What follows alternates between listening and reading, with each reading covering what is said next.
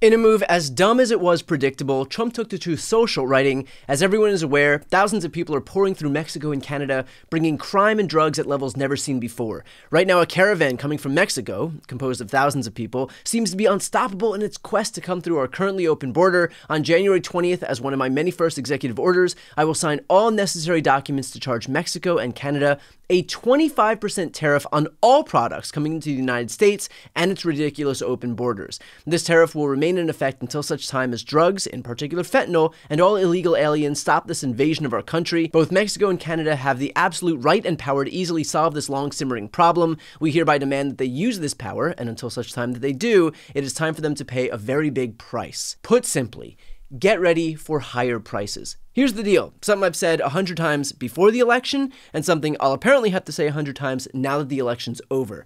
Tariffs are a tax on the consumer. This is not a hit to Canada or Mexico, it is a hit for American consumers who buy whatever it is that are being imported from Canada or Mexico. For example, where do you think that most of our fruits and vegetables come from? Take a look at this chart that shows the reality of where our vegetables actually come from. See all that green? Those are our imports from Mexico. See all the red? Those are our imports from Canada. That is 15 billion pounds just from our neighbors to the north and south alone.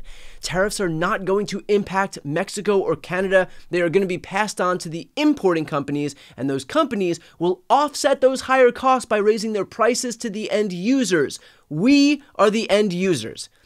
But okay, let's follow through on Trump's logic here. Maybe he's hoping to spur manufacturing right here in the US. Maybe he hopes it'll jumpstart our agriculture industry and offset all of those high prices from other countries. You know what we're going to need a lot of? Workers. And yet, what's Trump's plan for the people who actually compose the vast majority of agriculture workers? Well, he's looking to deport them. In other words, Trump is going to make our vegetables more expensive because of this misguided notion that tariffs are the answer here, at the exact time that he's seeking to expel our labor force that could actually pick up the slack right here at home. Masterful gambit, Donald. Masterful gambit. And it's not just food. Expect gas prices to surge, particularly in the Midwest, when a 25% tariff is slapped onto all Canadian oil supplies. According to Patrick DeHaan, the country's best-known gas analyst, refiners in the Great Lakes, Rockies, and Midwest rely on Canadian heavy crude oil for feedstock to refine. If these millions of barrels are tariffed at 25%, that's going to basically mandate refiners pay a lot more for feed. Guess who pays? End users, consumers. And that's if Canada doesn't respond by cutting oil exports to the US, which is definitely possible if both countries insist on a back and forth of shooting themselves in the foot. In other words, Trump may not only be spiking prices for American consumers, especially as it relates to food and gas, but this could be the beginning of what may very well turn out to be a bruising trade war for the US. And for anyone who thinks that Trump couldn't possibly saddle us with a trade war, might I remind you that he literally already did it with China in 2018. According to the Tax Foundation, the Trump administration imposed nearly $80 billion worth of new taxes on Americans by levying tariffs on thousands of products valued at approximately $380 billion in 2018 and 2019, amounting to one of the largest tax increases in decades. Aside from fuels, take a look at this chart to see what the US imports from Canada. Cars, tractors, trucks and parts, machinery and appliances, aluminum, iron and steel, wood, plastics, paper, pharmaceuticals, fertilizers. Or how about this chart to see what the US imports from Mexico? Machinery and mechanical appliances, electronics, cars, tractors, trucks and parts, film equipment, beverages and alcohol, iron, steel, plastics, furniture, bedding, lamps. We're about to get the world's most expensive lesson in what tariffs actually do to the cost of everyday goods, all courtesy of Donald Trump.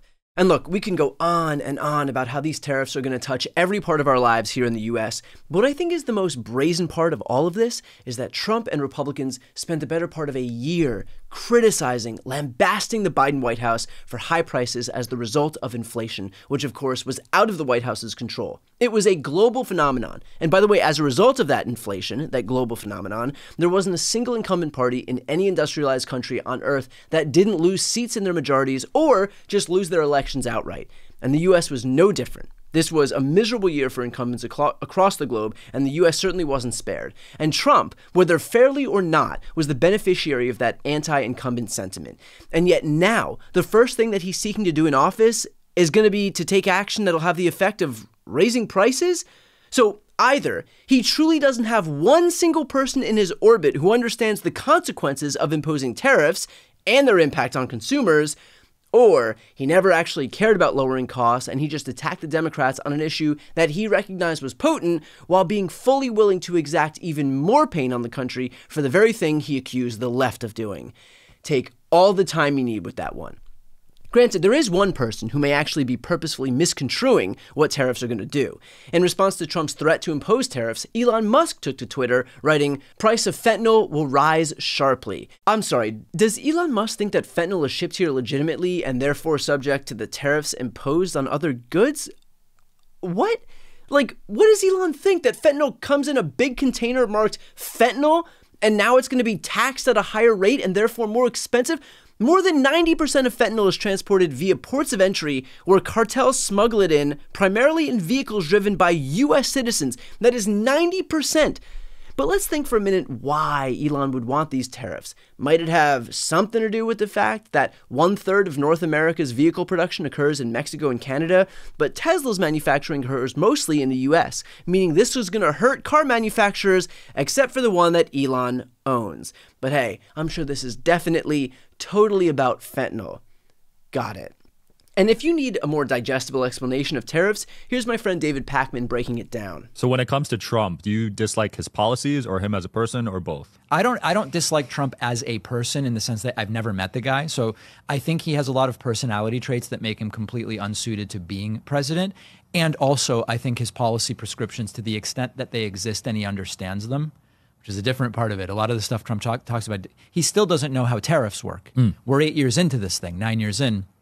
He still thinks China pays the tariffs when they're paid by American companies. Yeah, I've seen him talk about tariffs. Very confused guy. Wait, so China's not paying tariffs right now? The tariffs are paid by the American companies that import the Chinese goods. That's the way it's such a fundamental. And I see you looking a little confused on this one. Yeah, I'm confused.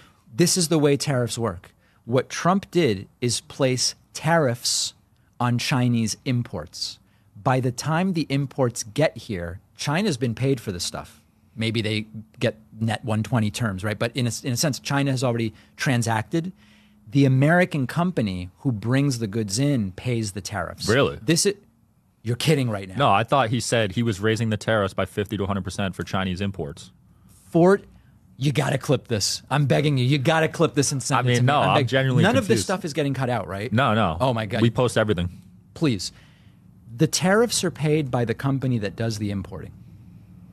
So if you want to build a building in the U.S. and you import Chinese steel, you pay China for the steel, you pay the U.S. government the tariff.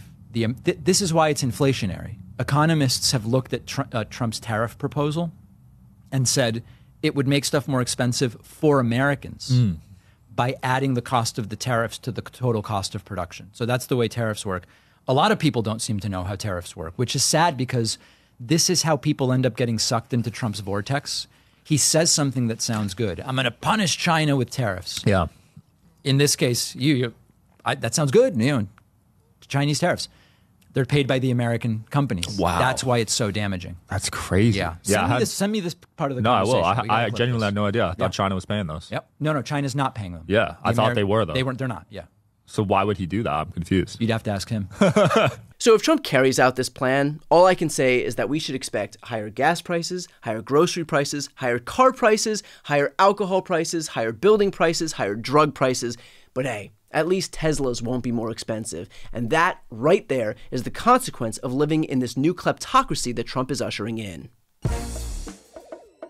Before you go, just a quick note, if you'd like to see more of my content, which is always free of advertising, sponsorships, and paywalls, please make sure to subscribe to this channel using the subscribe button right here on the screen.